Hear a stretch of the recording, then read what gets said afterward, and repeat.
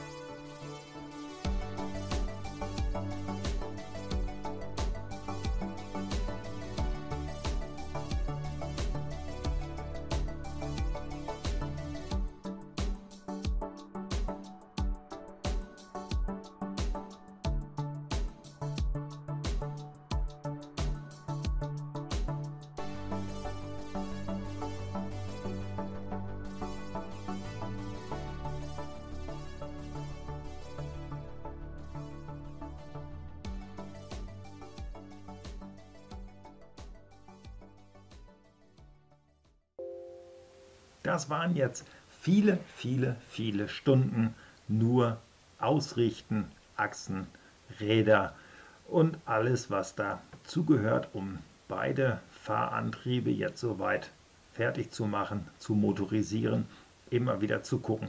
Sehr, sehr viel, auch ausrichten, also was ich ja beim ersten Teil schon sagte, das ist ein Zahnrad, ist ein bisschen falsch positioniert und schon funktioniert das Ganze nicht mehr vernünftig. Und es muss ja arbeiten wie ein Uhrwerk, weil ansonsten würde das gegeneinander arbeiten und die Lok würde zum Schluss nicht einen Millimeter vorantreiben. Und damit ich mir sicher sein kann, dass nicht ich hier dann den Bock beim Bauen geschossen habe, sondern dass es vielleicht an irgendwas anderem liegen könnte, habe ich das natürlich äußerst pingelig gemacht. Und es ist dann doch erschreckend zu sehen, wie viel Zeit das Ganze in Anspruch nimmt. Also bis hierhin waren das am heutigen Tage 8 Stunden.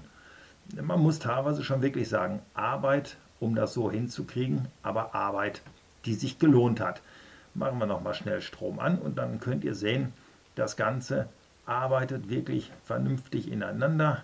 Und es geht auch, wenn es denn da mal geht, ich kann das jetzt schon vorweggreifen, hier ist das Problem, dass da eine Batterie so ein bisschen in dem Batteriekasten, nicht richtig drin war, nicht wirklich Kontakt haben wollte, wie auch immer das war. Geht dann sofort los. Ist es immer schön, wenn ich jetzt so mein eigenes Video hier sehe und kommentiere, ist das dann doch ganz witzig, auch was man da so stößt. Jetzt geht es dann gleich weiter. Also ich kann mit ruhigem Gewissen sagen, das hat alles herrlich funktioniert und es hat auch nicht geklappert, es hat nicht geknarzt und gar nichts. Es hat einfach nur funktioniert. Ihr könnt das ja auch sehen, das geht also wirklich vernünftig voneinander. Wäre da jetzt ein Rad nicht richtig angebaut gewesen, auch nur ein Zahnrad nicht richtig, so dass ein zweites Rad sich hätte schief gezogen, hätte das Ganze hier nicht funktioniert. Und bei dem hinteren ist es genau das gleiche Bild. Also das arbeitet wirklich alles äußerst vernünftig. Das Problem ist aber auch hier, und deswegen zeige ich das jetzt nochmal in die Kamera, die kleinen Räder, sie drehen sich einfach nicht. Da wird ein Technikpin durch die Achse geschoben. Ich weiß, dass das bei Lego funktioniert, dann dreht sich das Ganze.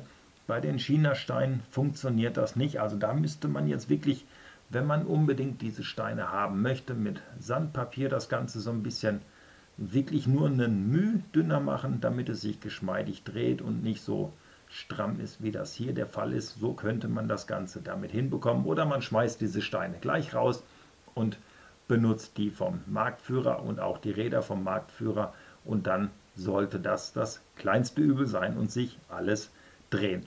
So, ich habe jetzt bis hierhin, wie schon gerade gesagt, gute 8 Stunden gebaut und ich denke mal, damit soll es dann für heute auch gut sein, weil wenn jetzt noch der Bau der gesamten Lok kommt, dann wird das für mich eine Nachtschicht und es wird auch im Video eine Nachtschicht und deswegen lasse ich das genau hier an dieser Stelle so stehen und kann eigentlich nichts weiter sagen, außer danke, dass ihr mir zugeschaut habt. Ich hoffe, es hat euch gefallen. Wenn ja, dann freue ich mich natürlich über den Daumen nach oben. Schreibt es mir auch in die Kommentare. Ist und bleibt das ein Set, was euch gefällt? Oder ist das eher nichts für euch? Oder würdet ihr es machen wie ich, dass ihr euch das nur als reines Standmodell für die Vitrine holt? Ich bin gespannt auf all eure Nachrichten und ich bin auch gespannt darauf, ob wir uns beim nächsten Video gesund wiedersehen. Vielen Dank fürs Zuschauen.